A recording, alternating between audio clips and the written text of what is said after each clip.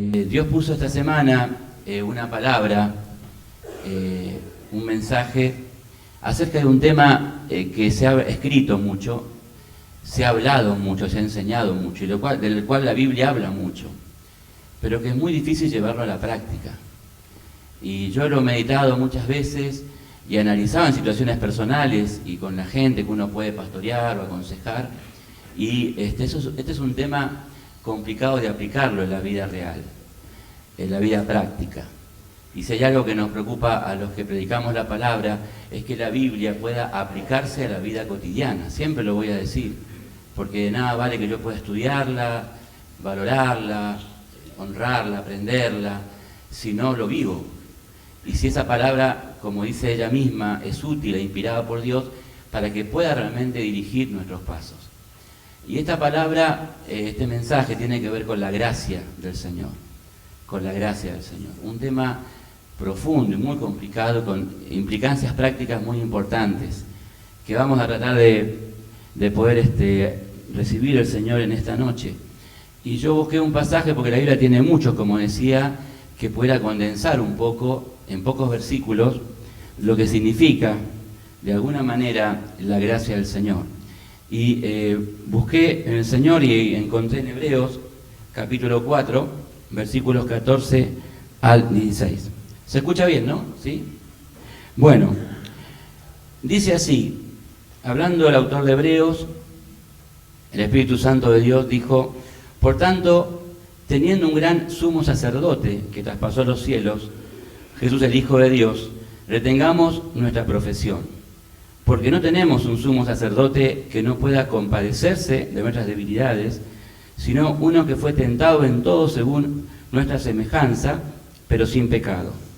Acerquémonos pues confiadamente al trono de la gracia, para alcanzar misericordia y hallar gracia para el oportuno socorro. El tema de la gracia está relacionado en forma directa con el pecado. ¿Cómo tratamos el pecado los hijos de Dios? Cuando uno predica el Evangelio a gente que no conoce a Dios, como lo hicimos ayer acá trabajando, por ejemplo, en Mirando la Calle, que vino mucha gente, y le predicamos la palabra a personas que no tienen esperanza, como siempre hablamos, que vienen de última, a buscar una ventaja para seguir adelante, y les presentamos el Evangelio como la única fuente de vida y de solución de sus verdaderos problemas, ¿no?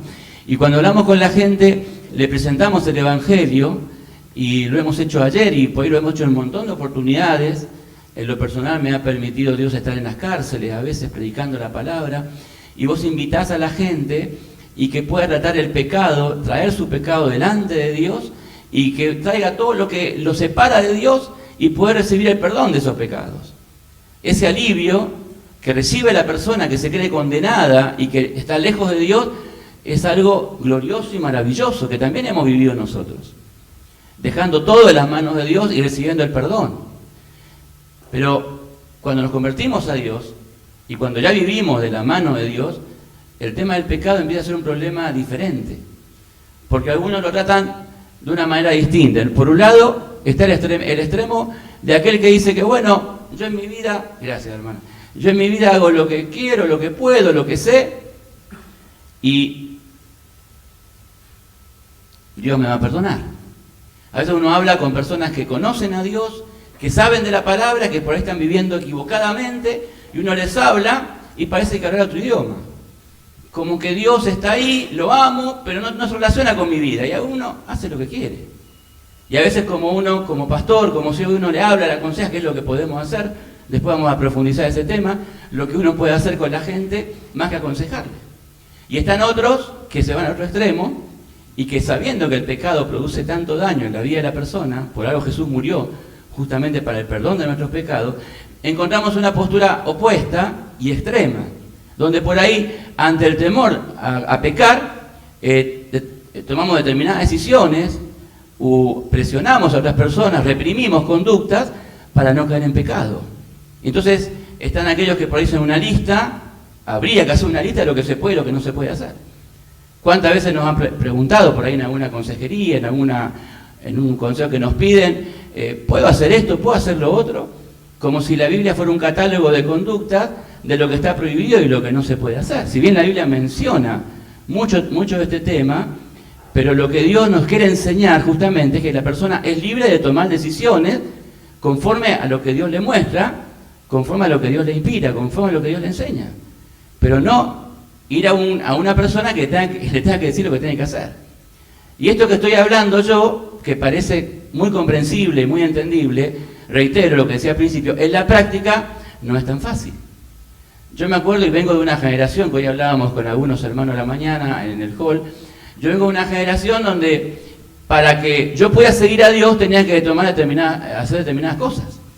Por ejemplo, cuando yo sentí el llamado de Dios de ser pastor, hubo un pastor que con la mejor intención me dijo que si quería ser pastor no podía ser abogado. Algunos no sé si lo habrán escuchado por ahí.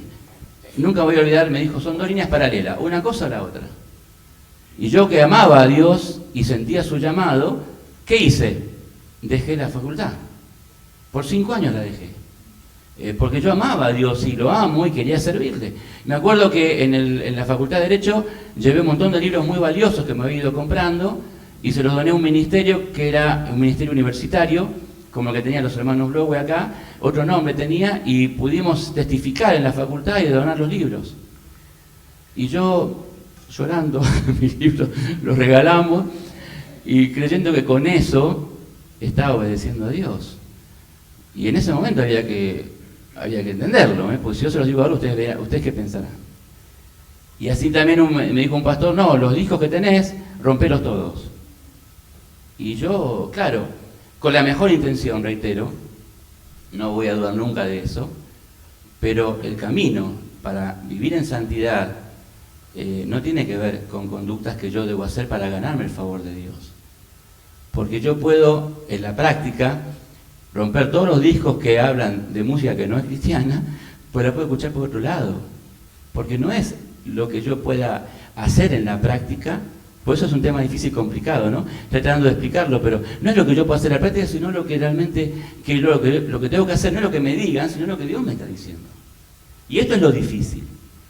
Por eso es un tema que tenemos que profundizar. Acá cuando habla, y me voy metiendo en el pasaje, después de esta introducción que espero que sea entendido, el autor de Hebreos nos muestra a un Jesús como ¿quién? Como el sumo sacerdote. Figura que en el pueblo judío era muy difícil de comprender. Y que de repente le dijeran que Jesús reemplazaba la figura del sumo sacerdote era una blasfemia. Si usted lee en el libro de Levítico, capítulo 21, cuando Moisés da las leyes al pueblo de Dios, establece muy bien el rol del sumo sacerdote y las condiciones morales y éticas con las cuales debía comportarse. No cualquiera lo podía hacer por tradición, por el llamado de la familia, de lo que Dios había establecido, pero además la conducta tenía que ser establecida de determinada manera. Entonces de repente al judío decirle, bueno, ahora el sumo sacerdote no es la persona que estaba ahí, que recibía la ofrenda para la expiación, para el perdón de los pecados del pueblo, sino que ahora es Jesús, que traspasó los cielos, destaca el autor de Hebreos. Con autoridad venció la muerte, venció la cruz, y se ha puesto a la diestra del Padre. Esta mención que estoy hablando, está mencionada por el autor de Hebreos, por las cartas de Pablo en Efesios, en las cartas de Pedro, destacando que ese Jesús que asciende a los cielos se estableció en el trono a la diestra del Padre. Entonces, para un judío escuchando esto, era algo difícil de comprender, porque el pueblo judío cae en el pecado de confundir la gracia por la religión, por el juicio, por la obediencia, de alguna manera, a reglas que no podían comprender, que no podían obedecer. Entonces, el tema adquiere relevancia cuando en la práctica nosotros que estamos acá, viviendo en este siglo, en este tiempo, miramos a este sumo sacerdote como alguien, como una figura tal vez religiosa, y no como alguien que tiene autoridad, suma autoridad, para dirigir los pasos de mi vida. Por eso acá el autor de Hebreos dice, retengamos, dice acá, retengamos nuestra profesión, es decir, el llamado de Dios, la fe puesta en Dios, retengámosla y vivamos conforme a esa fe, y que así sea nuestro estilo de vida.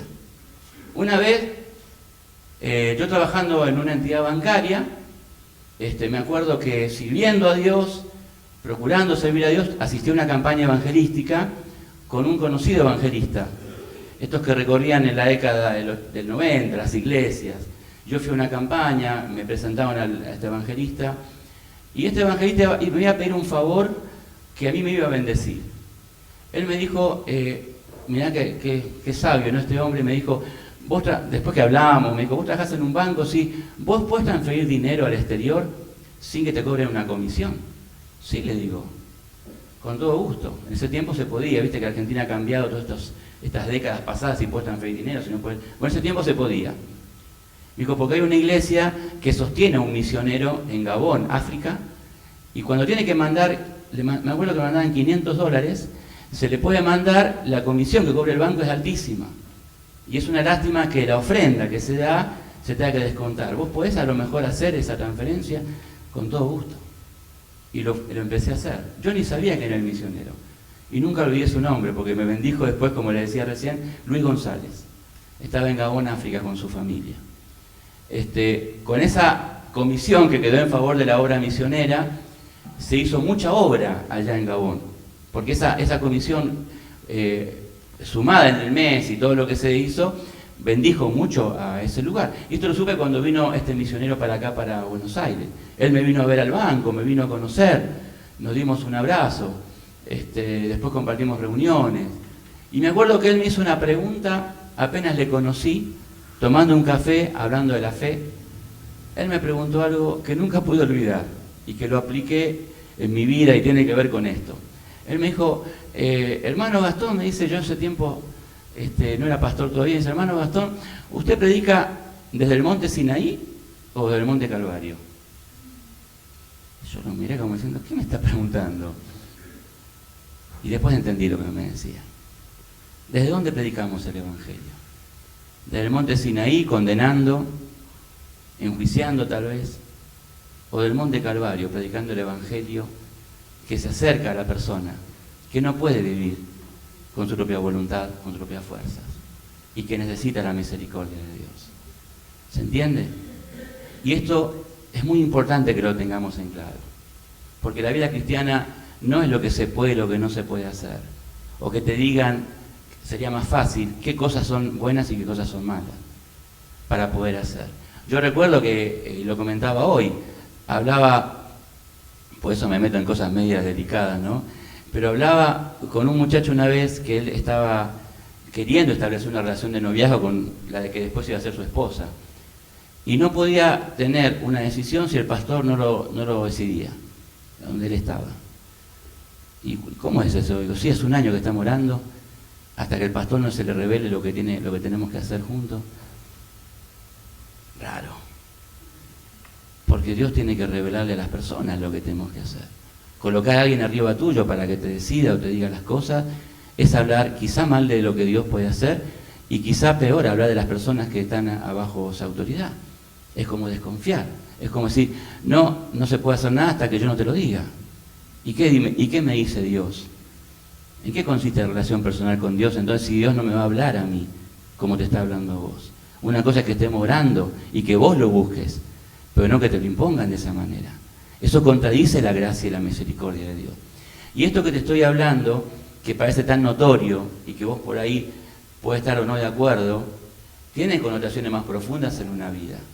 Y te voy a comentar algo doloroso de una familia, para que lo puedas ver. Conocí a un gran hombre de Dios, con su esposa. Ellos establecieron en su familia una vida en Cristo, pero equivocaron el camino para poder vivirlo. Mirá lo que te voy a contar. Él se erigió como un sacerdote en su casa. ¿Acaso la Biblia no dice eso? También nosotros sí. Tenemos que ser sacerdotes en nuestra familia. Pero él se colocó en un lugar de tanta altura, era el típico cristiano donde no se puede hablar mal en la mesa, donde no se puede hablar de otro, donde no se pueden decir malas palabras, que es lógico que está bien, donde no se puede hacer esto, donde los hijos no pueden hacer esto, y reglas, mandatos familiares que se establecían en la propia familia. Y vos sabés lo que pasó, mirá qué triste, cómo el diablo usa, porque Satanás es muy astuto, iglesia de Dios, tengamos cuidado con estas cosas. Satanás es muy astuto y se vale de verdades que vivimos equivocadamente a veces, y que él predica verdades que confunden y desvían el camino de lo que Dios quiere hacer. Hablo del mismo diablo. Satanás En esta familia trató con el hermano mayor de este hogar. Vos sabés que el hermano mayor estuvo abusando de su hermana menor por muchos años. ¿Cómo puede ser que el papá y la mamá nunca lo vieron? Si amaban a Dios, amaban a sus hijos. Y usted sabe que cuando yo conocí este caso, entré en lo personal con lágrimas y orando delante de Dios. ¿Cómo puede ser que esto pase en alguna familia? Claro, porque el padre y la mamá se pusieron en un lugar tan alto, tan espirituales, tan allá arriba, que la hija menor nunca encontró la distancia, la cercanía para poder llegar a llevar su problema. Y haber contado, papá, esto es lo que les pasó. ¿Por qué? Porque hay cosas que no se hablan. De eso no se habla. Y cuando hablaba con esta hermana que creció y pudo superar todo esto en el nombre del Señor, en la misericordia de Dios, ella me decía, yo tenía terror a mi papá. Tenía terror a mi papá. Pero si tu papá era un siervo, era un creyente, era un siervo de Dios. Sí, pero estas cosas no se hablaban en casa. Y esto pasa en muchas familias. Por eso cuidado con ocupar el lugar que Cristo ocupa. Y aunque esto parezca una redundancia, muchas personas se colocan en un lugar sacerdotal y mandan y direccionan con mandatos de familia la vida de sus hijos. Cuando Jesús estuvo en la tierra, hablaba con los escribas que le decían a los fariseos le decían a los fariseos, digo, a sus discípulos, le decían, tu discípulo no se lava las manos para comer. Y Jesús les habla y les dice, no es lo que entra al cuerpo lo que contamina, sino lo que sale de adentro. Es más fácil hablar de lo de afuera que hablar de lo de adentro. Y ahí le dijo una gran verdad que era el profeta Isaías, les dice, ustedes enseñan, escuchen esto, mandamientos de hombres como si fuera doctrina de Dios. Y esto es una tentación del diablo que muchas veces dominan las familias, que es donde tiene que nacer la comunión de unos con otros, la apertura de unos con otros, ¿no? Porque a veces imponemos condiciones para vivir en santidad, para obedecer a Dios, pero contradicen la voluntad de Dios. No digo que con mala intención, pero el resultado siempre va a ser negativo. Porque lo que tenemos que procurar, y ya dejo este tema, es que la persona, el niño, la niña, nuestra familia, cada persona tenga una relación personal con Dios. Y eso no lo puede reemplazar nadie, por eso lo destaca Hebreo. Tenemos en Jesús el sumo sacerdote, conservemos esa relación, dice acá, mantengámosla, retengámosla, porque sin eso estamos perdidos, aunque estemos viviendo en un templo todos los días. ¿Se entiende esto? Y me meto con el segundo versículo, que tiene que ver con una mayor profundización de esa relación personal con Dios, tiene que ver con la comprensión.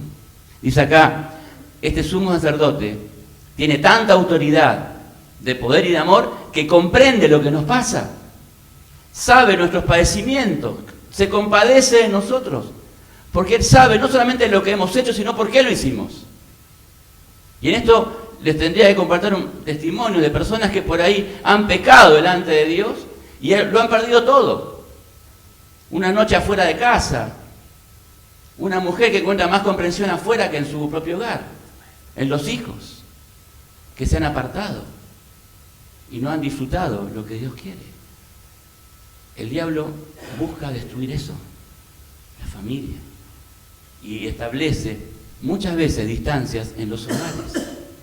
¿Cuántas veces uno escucha, como pastor y también en mi profesión, que se reprochan los esposos, ¿no?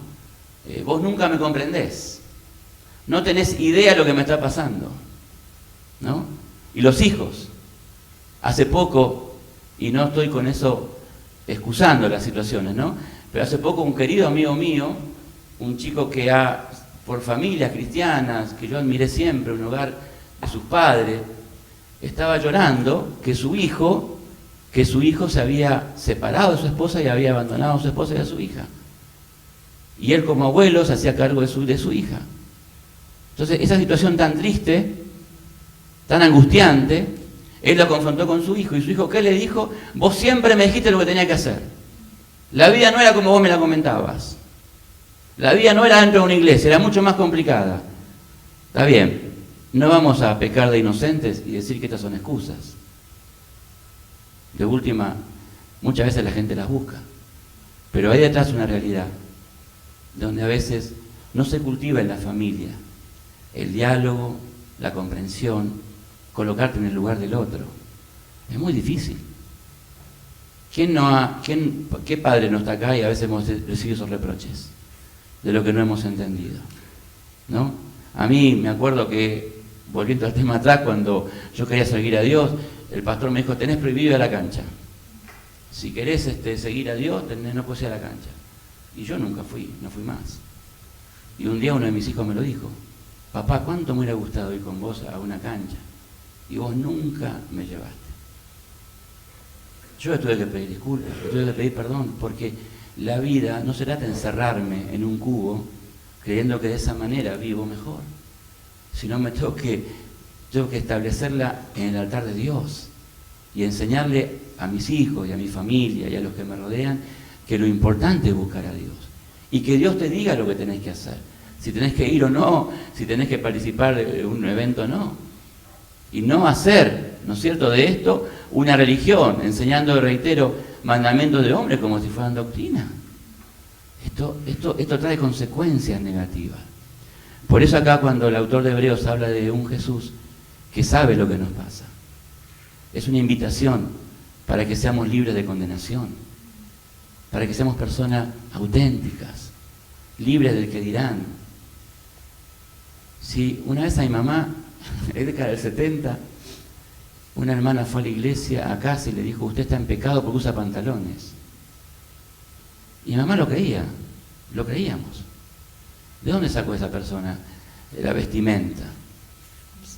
¿De dónde? Esos son mandatos del enemigo que por años dominaron muchas veces nuestras iglesias, llevando a que la persona, reitero, haga por fuera lo que no hace por dentro. Por eso cuando uno ve a Jesús, uno se enamora de su mensaje, de su persona, porque Él comprende lo que te pasa. He hablado con personas que han cometido errores muy graves en su vida y me han dicho, si supieran que yo no tuve la intención de hacerlo. ¿No es cierto? ¿Quién puede comprender la intención del corazón sino el Señor? Los que te ven por fuera van a ver el pecado evidente y van a actuar conforme a eso.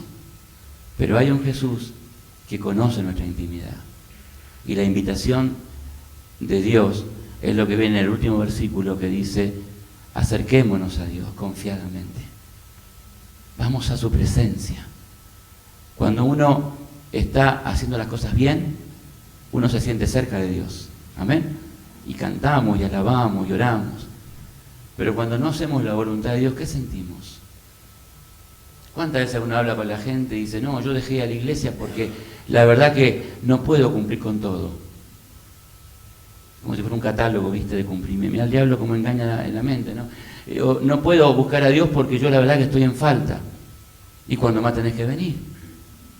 Me acuerdo que yo era un niño que recién me había bautizado, tenía 14 años, y un día no tomé la Santa Cena, me quedé sentado, porque yo había cometido un pecado. Y viene el maestro de escuela bíblica, qué lindo esos maestros que uno nunca olvida, y cuando terminé la reunión me dice, Gastón, ¿por qué no te tomaste la cena? No, porque yo estoy en pecado, cometí un pecado, y me permitió contárselo, y me dice, la cena es para los que pecan, me dice. Tenés que pedirle perdón a Dios y celebrar la cena del Señor, porque para eso Él murió. Y ese mensaje de un Dios que está entronizado en un trono, parece que está enjuiciando, castigando, dispuesto con la vara a pegarte en la cabeza porque te equivocaste, es lo que también el enemigo usa para que yo no busque a Dios en los momentos más difíciles de la vida. Cuando más tengo que buscarlo. Porque ahí está el tema. Pensás que Dios te rechaza porque has pecado. No. ¿Pensás que Dios por ahí te deja a un lado porque estás equivocado en algo, sosteniendo una vida que a lo mejor no corresponde? No. La misericordia de Dios es tan inmensa que nuestra mente no la puede entender. La Biblia dice en otra parte, mientras el pecado abundó, ¿qué dice? Sobreabundó la gracia. Y esto no es un permiso para que yo haga lo que quiera, sino es el remedio para aquel que se arrepiente del pecado. Cuando hablamos del último versículo, dice el trono de la gracia, parece que en el trono estuviera ahí un rey, en santidad, por supuesto, en su gloria, y que a nosotros no nos tiene ni por qué recibir, porque usted y yo no hacemos ni mérito para tener una Biblia en la mano. Nadie hace méritos para eso. Pero Él lo llama, qué hermosa expresión, el trono de la gracia. El lugar en que Dios reina es un lugar donde te está esperando, nos está esperando, para que volvamos a empezar. ¿Cuándo? Una y otra vez. Pedro le dijo a Jesús, ¿hasta cuándo perdonaremos? 70 veces 7. Jesús se lo enseña y le está diciendo con este número de que no hay límites, no hay restricciones, no hay limitaciones para que usted y yo cada mañana podamos volver a empezar y no tengamos miedo de equivocarnos, porque la gracia de Dios nos libera de eso. El apóstol Pablo, y lo decía recién el pastor hace un ratito, preguntaba, ¿quién nos separará del amor de Dios? ¿Qué te va a separar del amor de Dios? No hay nada que nos separe del amor de Dios. Y está el trono de la gracia para que yo pueda ir a buscarle y hallar gracia, que no es lo mismo que el trono de la gracia. Está hablando de que la gracia ahí establecida es el centro de la provisión de Dios hacia el pueblo, y la gracia es la acción para que yo pueda recibir esa bendición en el momento oportuno.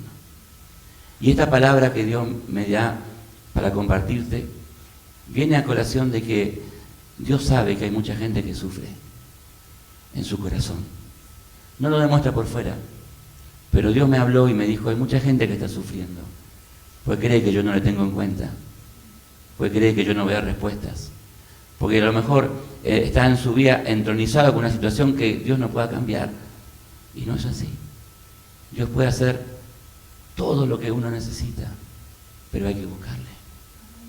Ese Jesús, en la mañana yo les decía esto y se lo quiero repetir a ustedes, es una frase que escuché, que leí en un libro de Max Lucado, y nunca lo olvidé. Jesús, dice este autor, que Jesús decidió morir en la cruz. Decidió morir en la cruz para no vivir sin ti. Decidió morir en la cruz, decidió morir para no vivir sin ti. Porque esto significó la muerte de Jesús. La posibilidad de que todos pudiéramos acceder al trono de la gracia y poder volver a empezar. Hace unos años estuve en una campaña de evangelismo visitando una iglesia y pasó gente adelante a entregarse a Dios, y había un hombre que estaba ahí en el altar. ¿Cómo lloraba ese hombre? ¿Cómo lloraba ese hombre? Y el pastor, cuando le pregunté si conocía la causa de sus lágrimas, él me dijo, este hombre fue esclavo de la pornografía y por esa razón perdió a toda su familia y hoy está solo, buscando que lo puedan perdonar. El pecado por el cual Jesús murió por nosotros, el pecado hace mucho daño a la vida de la persona.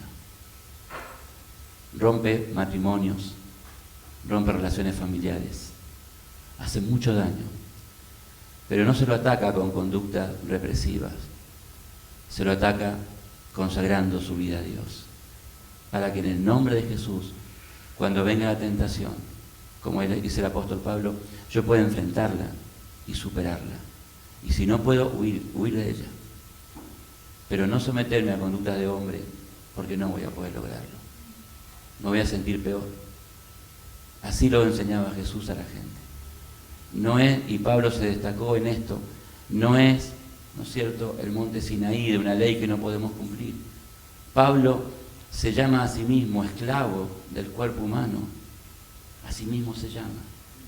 Lo cual nos enseña de que él cada día le buscaba para que la gracia de Dios, inundando su alma, le permitiera ser más que vencedor por aquel que murió y nos amó hasta lo sumo. Este es el mensaje para la iglesia de Dios. Arrimarse a Dios confiadamente, sabiendo que Él no me va a rechazar, llevar mi pecado, Él me va a comprender, y en esa comprensión que Él me da, comprender a mi familia, comprender a mis hermanos, a mi familia, a los que no están cerca tuyo. ¿Para qué? Para que podamos transmitir la misericordia de Dios y no la condenación. Jesús le dijo a Nicodemo esa noche, Yo no vine a condenar, yo vine a salvar, yo vine a rescatar. Y esto es lo que Dios quiere que afirmemos en nuestro corazón, ya termino con esto, solo para que podamos vivir mejor de lo que vivimos. Esto es lo que Dios quiere hacer con cada uno de nosotros. Este es el tiempo de Dios para que lo podamos hacer. Él está entronizado, Jesús, a la diestra del Padre, velando por nosotros. Y ha dejado al Espíritu Santo en la tierra para que le podamos conocer. Y por la gracia de Dios, solamente por la gracia, podamos ser testigos de su gloria. No por nuestros méritos. Si usted tiene que hablarle a alguien de Dios que está equivocado, háblele con la gracia de Dios, aconsejando, exhortando, nunca imponiendo.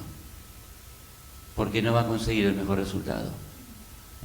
Sino exhortando en el amor de Dios, aconsejando y dando testimonio, como Pablo decía, ser imitador de Cristo como yo lo imito, dando testimonio con tu propia vida, lo que significa vivir. Y de esa manera, la persona que está alejada de Dios va a volver a los pies de Cristo. No con el miedo de una condenación, sino con el gozo de saber lo que significa vivir en Cristo Jesús, Señor nuestro. Con mi esposa, ya termino con esto, oramos todos los días por nuestros hijos. Algunos están viviendo equivocadamente. Y lo digo con dolor, porque hemos exhortado, aconsejado. Pero ¿sabe lo que valoro? Que están todos los días en casa, abriendo su vida, compartiendo lo que tienen. Y nosotros con mi esposa tratamos de comprender lo que les pasa. Y colocarnos en ese lugar donde están decidiendo cosas que, equivocadas o no, procuran hacer ser felices. Y yo sé que en su debido tiempo Dios traerá los cambios que uno está esperando. Yo lo creo. Y serán cambios genuinos, no forzados porque papá y mamá presionan, sino cambios que son genuinos, auténticos, que provienen, como esto que decía el Señor acá, reconociéndole a Jesús como el sumo sacerdote, como aquel que me sostiene, me guía y que me va a llevar, ¿no es cierto?, de gloria en gloria. Oramos a Dios, cerramos nuestros ojos ahí donde estamos. Yo le voy a pedir a nuestro tecladista que pueda tocar algo de música, una adoración a Dios, en el nombre de Jesús. Esta es una noche de restauración y de reconciliación.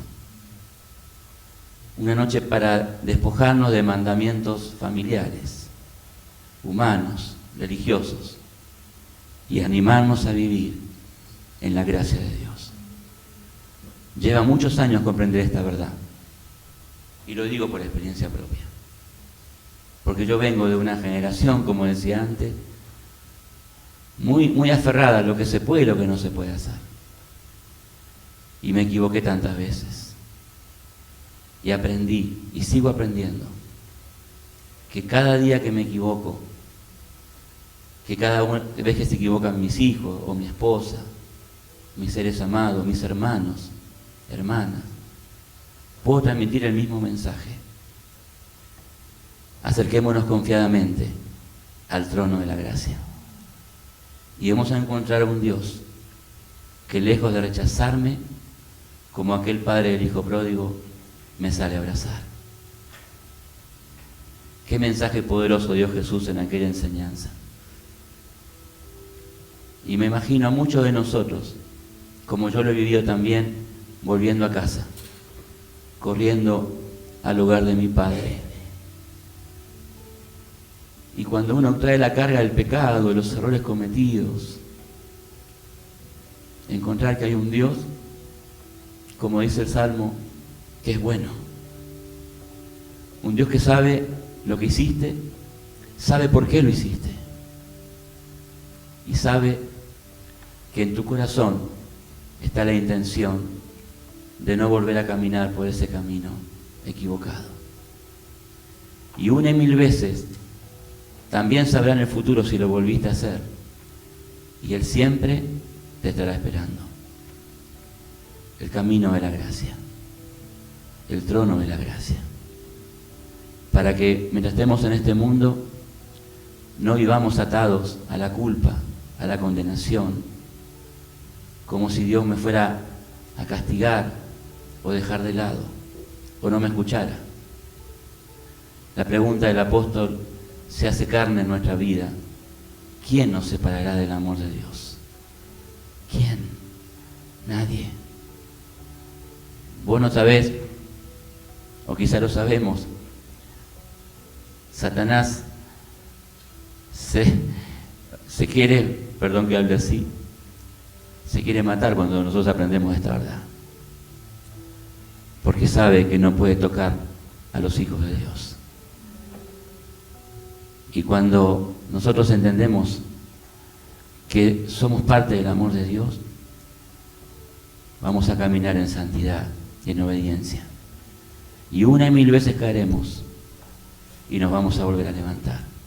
Y siempre estaremos ahí, en la consideración sublime de un Dios que nos amó, que sabe nuestra condición cuál es, que nos dio victoria, y esa victoria la heredamos también nosotros, porque quiere vernos como Dios pretendía ver al pueblo de Israel, reunidos como ovejas en su rebaño, declarando: nadie arrebatará a las ovejas de mi rebaño. Y ahí estamos usted y yo, con nuestras mismas debilidades. A usted que está sentado acá y yo que estoy acá es lo mismo, somos todos iguales. Todos necesitamos de la misericordia de Dios. Déjeme decirle esto, Dios me está diciendo que se lo diga. Si usted cree que hay un pecado que usted no puede derrotar, si hay una atadura que le mantiene atado a la mentira, al engaño, a la simulación para que no se note, a ese pecado que nadie ve, que solamente usted conoce en su intimidad, déjeme decirle esto, Dios lo ve y le está llamando para que se reconcilie con Él. No se encierre en su culpa, en su condena, busque a Dios, porque Él todo lo ve, y no lo ve para condenarte, sino para restaurarte. Es el único camino posible para que el hombre y la mujer pueda volver genuinamente a empezar.